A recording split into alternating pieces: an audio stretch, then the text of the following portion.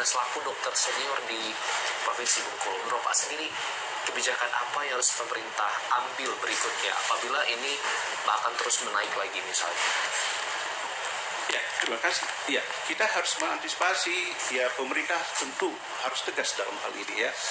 Jadi, misal kalau ada keramaian, itu tolong dilarang. Jadi, tidak hanya dihimbau. Jika perlu diturunkan petugas-petugas untuk untuk sweeping ya. Kemudian tempat-tempat keramaian ya itu juga harus dibatasi. Kalaupun terpaksa, misal di mall sekarang ya, karena bagaimanapun kita kan butuh ya, butuh mungkin untuk belanja sesuatu di pasar segala macam. Mungkin kalau di mall itu lebih enak. Jadi kita lakukan screening. Artinya apa? Sebelum masuk mall itu lakukan screening. Yang paling gampang adalah dengan suhu badan. Tadi sudah dikatakan bahwa suhu badan 38 derajat Celcius ke atas itu patut diduga arah ke sana. Jadi nggak boleh masuk. Nah, tentu kalau kita lihat di mall yang terjadi nih di BIM, justru itu dilakukan, tetapi protoknya tidak dilakukan, social distancingnya nggak dilakukan. Jadi ada meja untuk screening, kemudian mereka bergerombol di situ. Ini sama aja bohong gitu.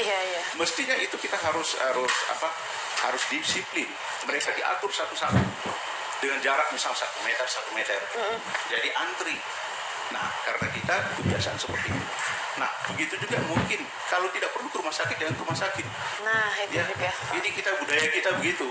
Sakit satu, kadang-kadang satu RT datang ke rumah sakit. Nah, ini juga harus dirubah. Ya, kalau tidak perlu ke rumah sakit, jangan. Ya. Mungkin itu himbauan kepada masyarakat. Ya, hindari keramaian.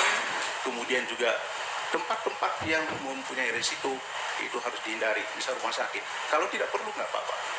Ya. Demikian dengan tanda-tanda yang tadi juga sudah disampaikan oleh Dr. Zulki tadi ya. Oke, kita ke Suster Lydia nih, Suster. Jadi pemerintah kan telah mengimbau bahwa adanya para siswa untuk libur selama 2 minggu. Nah, ini kalau menurut Suster seperti apa? Kalau menurut saya sangat setuju. Karena apa? Ini menjadi langkah yang baik bahwa pemerintah Bengkulu ini sudah menanggapi apa yang diamanahkan oleh Pak Jokowi selaku Presiden Republik Indonesia. Karena apa? Anak-anak ini, keselamatan anak ini harus kita lindungi. Karena apa? Anak-anak itu kan sifatnya banyak bermain ya, dunia bermain, berinteraksi satu sama lain teman. Coba bayangkan kalau ada yang satu kena COVID-19 ini. Dia sudah berapa kali salaman dengan yang lain. Setelah pulang ketemu kakak, adik, bapak, ibu. Coba bayangkan, penularannya lebih tinggi. Dan untuk imunitas anak itu kan lebih rendah seperti itu. Jadi ini adalah dengan libur sekolah ini sebenarnya adalah sebagai sarana untuk memutuskan mata rantai penularan COVID-19 ini. Jadi saya memang sangat setuju. Tapi liburnya ini bukan libur selibur-liburnya untuk berjalan-jalan ya. Tapi sekarang sudah ini ya. Jadi sudah via online sekolahnya seperti di Yayasan Tarakanita untuk SD, SMP, SMA Sinkarulus itu sekolahnya online. Jadi Bapak Ibu guru wali kelas tetap memberikan tugas-tugas, terus memberikan pelajaran-pelajaran itu melalui WA grup orang tua. Ini salah satu bisa dicontoh. Jadi anaknya tadi itu enggak main begitu saja, tapi tetap mereka memberi punya tanggung jawab sebagai siswa untuk belajar seperti itu. Jadi memang pemerintah sudah memberikan dan mendukung untuk libur ini. Jadi tolong libur ini jangan dimaknai libur sebebas-bebasnya, tapi libur untuk peduli terhadap masalah COVID-19 ini tadi. Terima kasih. Jadi memang pola hidup sehat juga harus tetap diterapkan. Jadi bukan libur malah libur main ke mall gitu ya, Suster ya. Jadi jangan salah gitu. Baik itu kondisi sehat maupun sakit. Jadi kita wajib untuk memeriksakan kesehatan kita walaupun kondisi di mana gejalanya menyerupai COVID-19 sendiri. Iya, kalau pasien gejalanya mirip itu ya banyak sekali karena ISPA di Bengkulu itu meningkat. Salah satunya ISPA itu susah diturunkan ya, karena dari hasil penelitian kenapa sih ISPA turun 3%, naik lagi 15%, karena kelembapan udara. Karena kita adalah daerah pantai. Jadi gejalanya batuk, pilek, itu masalah pernapasan, terus disertai demam, terus radang tenggorokan, nyeri otot, itu adalah tanda-tandanya. Dan di klinik Karol sendiri sudah dilakukan untuk screening suhu oleh satpam dari depan.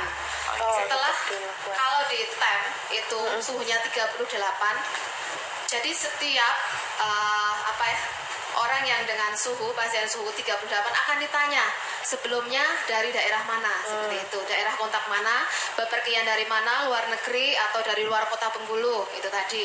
Dan harapannya memang para pasien ini adalah jujur untuk menjawab ya, karena ini untuk keselamatan kami. Dan untuk pasien ketika dia mengatakan tidak dari mana-mana, oke, berobat sesuai alur layanan yang lain, mengantri. Tapi ternyata dia adalah riwayat, sudah gejala tadi, riwayatnya ternyata dari Jakarta atau dari Bandung, kami tidak mengantrikan. Jadi ada pelayanan khusus, langsung diarahkan ke tempat perawat itu untuk di screening lebih lanjut, terus akan ditemukan oleh dokter untuk dilakukan pengobatan, itu tadi.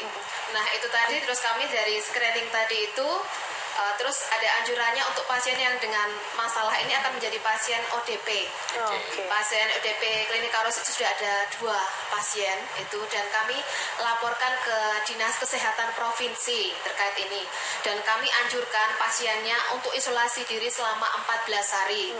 Dan setiap hari dokter baik yang di sana itu, kalau pagi itu adalah dokter Amel dan dokter Hana, itu mereka akan memantau bagaimana perkembangan kondisinya saat ini. Seperti setiap itu. hari ya? Iya, setiap hari akan dipantau kami. Pantauannya bukan secara langsung fisik ya, tapi kami dengan media telepon tadi. Dan kami juga tidak bisa mengatakan bahwa dia tidak corona sampai menunggu hasil pemeriksaannya positif atau negatif. Jadi harus mulai fase 14 hari tadi. Diharapkan tertib dan disiplin, itu tadi. Terima kasih. Baik. Oke, ini kita ke Dokter Zulki lagi nih tentang pengawasan dia kira-kira positif atau enggaknya itu kan pakai jangka waktu ya dok ya. Nah untuk informasi yang disebutkan bahwa Bengkulu ini sama sekali tidak memiliki satupun alat pendeteksi untuk virus corona ini sendiri, dokter. Benarkah demikian? Ya, baik. Saat ini memang kita belum punya khusus Bengkulu ya, baik itu pemeriksaan PCR ataupun rapid test. Ya,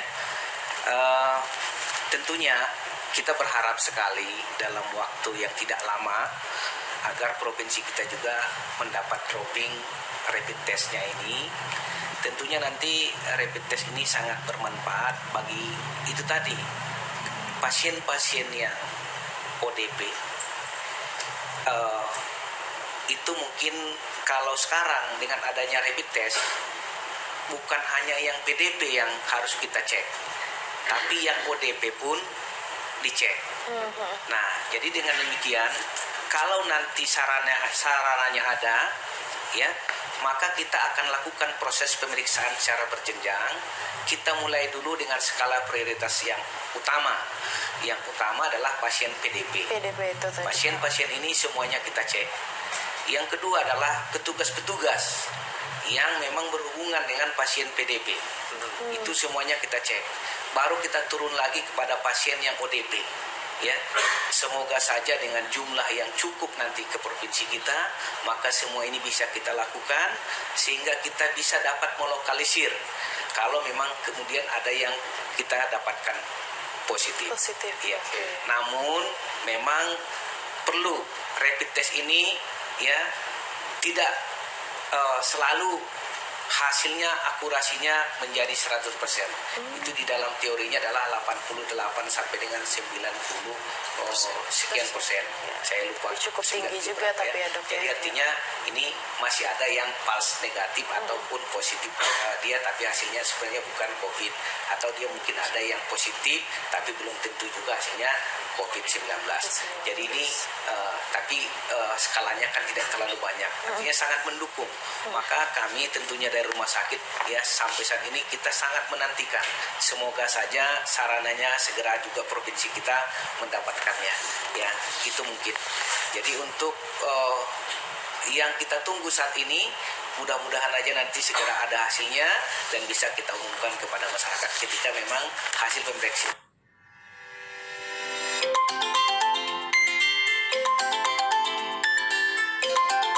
akan segera juga menyampaikannya kepada masyarakat. Ya, mohon masyarakat juga semuanya menunggu, ya, bersabar, ya, tidak perlu untuk merisaukan hasil itu, tapi yang paling penting bagi kita sekarang adalah lakukanlah tugas dan fungsi kita masing-masing di dalam hal COVID-19 ini sesuai dengan pesan-pesan dari awal sampai akhir tadi. Saya rasa begitu untuk laboratorium. Oke, baik. Nah, beralih ke dokter Syafredi. ya Syafredi nih, berkenaan dengan selaku ketua dokter ya atau ketua Ikatan Dokter Indonesia di Provinsi Bengkulu sendiri. Nah, untuk di Bengkulu sendiri berapa banyak dokter yang tergabung dalam ini dan juga apakah semua dokter itu disiapkan untuk disiagakan menghadapi COVID-19 ini? Apakah memang ada spesialisnya saja? Oke, silakan. Ya, terkait jumlah dokter di Provinsi Bengkulu, kita lebih kurang 650 dokter yang tersebar di 9 kabupaten kota di Provinsi Bengkulu. Cuma terkonsentrasi terbanyak itu di Kota Bengkulu, itu lebih kurang 350 anggota ini. 350. Namun ini jumlah ini kan fluktuatif karena ada teman-teman yang mungkin berangkat pendidikan, kemudian balik lagi belum terdata ya. Kemudian kita juga ditambah ada dokter-dokter intensif ya, di intensif itu lebih kurang ada 100 lebih ya. Lagi mereka itu lagi bertugas di puskesmas maupun di rumah sakit. Kemudian daripada itu tentunya sesuai dengan lafal sumpah dokter yang kami ucapkan pada waktu di wisuda dahulu, waktu menjadi dokter, kita siap ya demi kita siap melayani untuk kemanusiaan. Itu udah sumpah kita. Apapun terjadi, apalagi kalau nanti misal terjadi wabah, tanpa kecuali dokter itu udah otomatis akan terjun, akan menangani masalah-masalah, apalagi ini COVID-19 ini. Lalu pertanyaan tadi, apakah seluruh dokter dilibatkan tentang COVID-19 corona ini ya? Memang di garda terdepan ya, di FKTP misal di puskesmas, di praktek mandiri, di klinik, itu teman-teman kita dokter sudah dari awal sudah berkarya, bekerja. Jadi apa yang dikatakan oleh direktur rumah sakit tadi ya, bagaimana memilah yang mana ODP, yang PDP, itu mereka sudah laksanakan semua. Kemudian pertanyaan ya, memang tadi seperti yang kata direktur rumah sakit, ada 3 jenjang, level 1 ya bagian dokter apa, nanti level 2, level 3, itu ada nanti yang spesialis yang khusus menangani masalah COVID-19 ini. Karena ini kan menyerang paru-paru ya.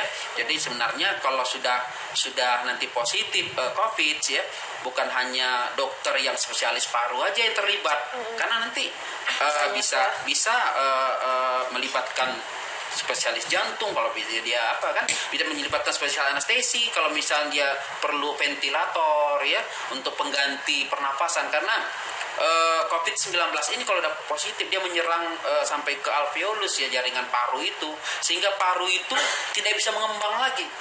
Sebanyak apapun oksigen masuk, karena dia tidak bisa menghirup mengembangkan nafasnya itu, maka itulah yang terjadi kegagalan nafas. Itu melibatkan mungkin dokter spesialis anestesi ya, kemudian dokter spesialis jantung. Apabila menyerang anak-anak, kita juga melibatkan dokter spesialis anak untuk diagnosa, mungkin karena ini paru-paru, mungkin di rongsen ya, dilakukan X-ray rongsen, nanti yang membacanya spesialis radiologi. Jadi tidak hanya dokter paru semata gitu ya. Jadi ada beberapa dokter yang terlibat di dalam penanganan COVID-19.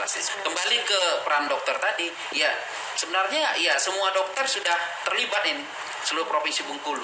Jadi tidak ada yang dokter santai-santai, itu nggak ada sekarang ini. Semua ya, bekerja dong, karena kami dokter ini pasti buka praktek. Nah, kemarin kami sudah bentuk kami rapat kemarin ID dalam bentuk namanya tim gerak cepat. Tim gerak cepat. Pencegahan dan penanggulangan COVID-19. Jadi beliau Dr. Hamzah ini sebagai ketua kita angkat. Dan itu nanti kita akan memantau di lapangan berkaitan dengan social distancing ini, benar nggak perlakuan di masyarakat itu melakukan social distancing, misal seperti tadi disebut Dr. Hamzah di mall gitu ya.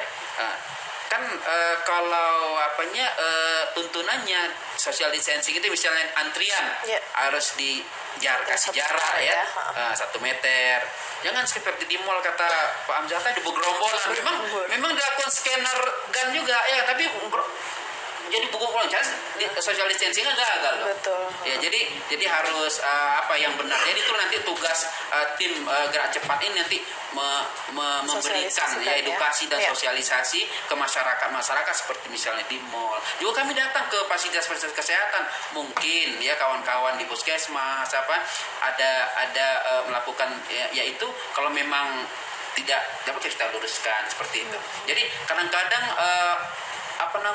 sosialisasi edukasi di tengah-tengah masyarakat itu kayaknya lebih ampuh dari yang keluar langsung dari mulut dokternya gitu. Jadi itu perlu gitu ya, itu prinsip kita. Jadi mungkin lebih percaya masyarakat. Lebih percaya. Kadang-kadang ya banyak memang sarjana lain menyampaikan itu ya, karena keilmuan dia bisa baca gitu. Tapi kalau udah dokter menyampaikan, biasanya orang lebih percaya. Lebih yakin gitu. Nah itu apakah salah satu yang gerak cepat itu tadi dokter adalah salah satu koordinasi ID dengan Pemprov untuk penanganan virus corona ini? Iya. Masalah koordinasi dengan ID dengan Pemprov atau Pemkot ya. Kalau ke Pemprov kemarin kita sudah disurati oleh Dinas Kesehatan Provinsi ya di wilayah ini atas dasar rekomendasi rapat persi sebelumnya meminta rekomendasi dari ID wilayah untuk dokter-dokter spesialis yang siap untuk memberikan suatu jawaban konsultasi ya by phone. Jadi dokter mungkin tetap di rumah atau tempat tugasnya. Jadi masyarakat yang ingin menanyakan ya, selama ini kan kasihan dengan Dr. Zulki ini ya di rumah sakit selalu ditelepon masyarakat bagaimana. Beliau juga ada kepingin juga suatu istirahat ya. Jadi oleh sebab itu nanti ini kita sudah susun ya, berapa dokter spesialis yang terlibat dan mumpuni masalah ini akan menjawab pertanyaan-pertanyaan masyarakat sekitar masalah COVID-19 ini. Jadi by phone. Tidak harus pasiennya datang ke dokter itu, tapi menanyakan misalnya saya ini gejala demam misalnya lebih dari 38, batuk, ada sesak, tidak ada riwayat, ini bagaimana nih? Jadi dokter nanti akan menjawab by phone. Jadi dengan nomor-nomor teleponnya kita akan sosialisasikan nanti. Betul. Dan saya sebelumnya sudah juga berkonsultasi dengan ketua-ketua perhimpunan dokter spesialis. Kita di sini ada Papdi, ya, ada Ida, ya, ada kumpulan dokter anak atau penyakit dalam, dan dokter radiologi. Saya sudah izin bahwasanya beberapa anggota yang dimasukkan untuk direkomendasikan nanti.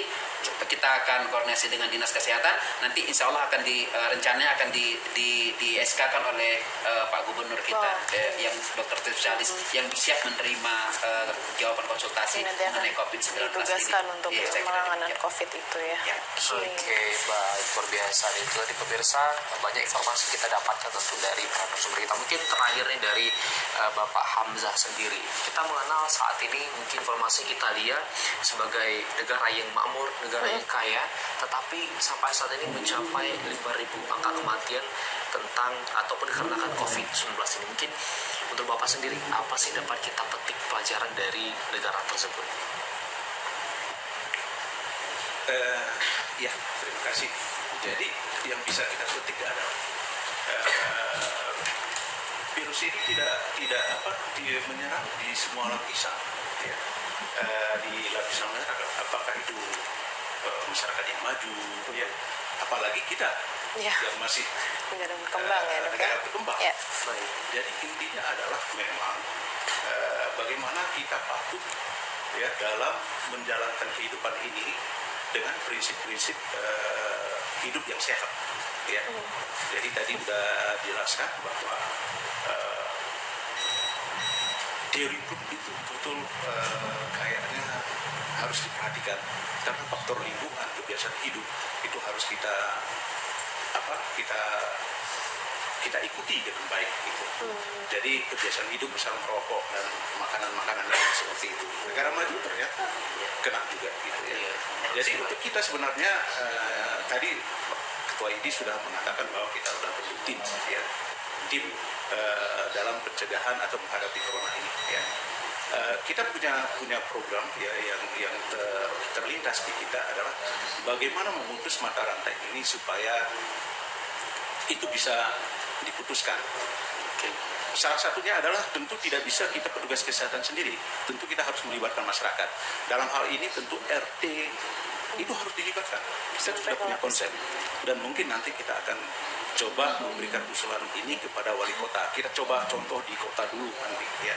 Jadi kita gunakan media WhatsApp, ya WhatsApp, kemudian RT di situ dilibatkan, kemudian petugas kesehatan juga di sana dilibatkan di sana misalnya Puskesmas. Jadi informasi-informasi disitulah yang kita berikan.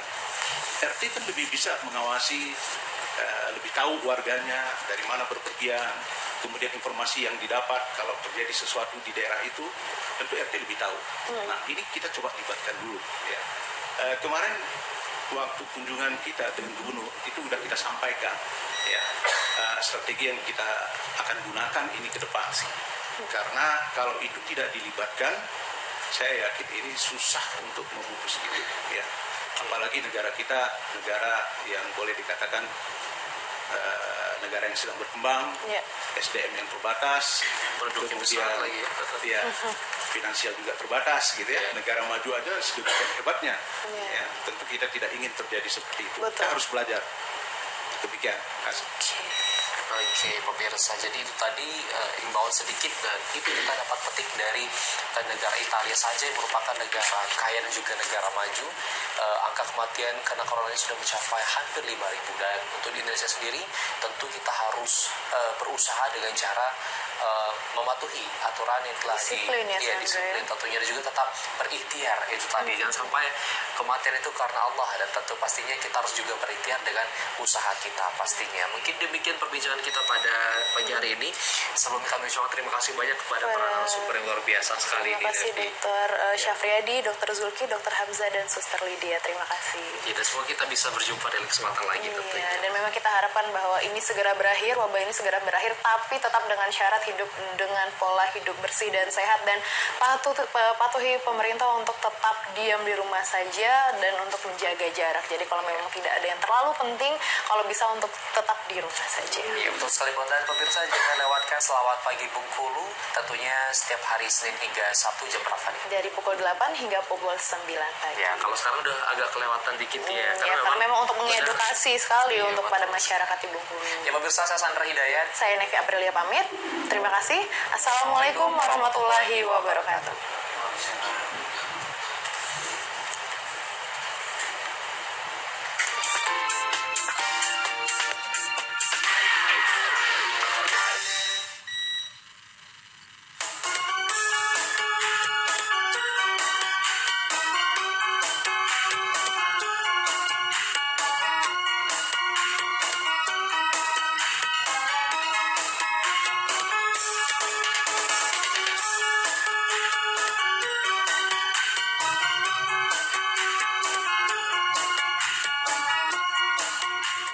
Assalamualaikum warahmatullahi wabarakatuh. Lomba senam germas kali ini menyambangi Kabupaten Lebong. Melakukan seleksi di Kabupaten Lebong untuk memilih sang juara tampil di grand final. Sebelum perlombaan dimulai, bertempat di halaman kantor Dinas Kesehatan Kabupaten Lebong, digelar acara pembukaan. Dihadiri langsung Sekretaris Kabupaten Lebong, Mustarani Abidin, dan Kadis Kesehatan Lebong, Rahman. Lomba senam germas diikuti 90 kelompok dari berbagai kalangan.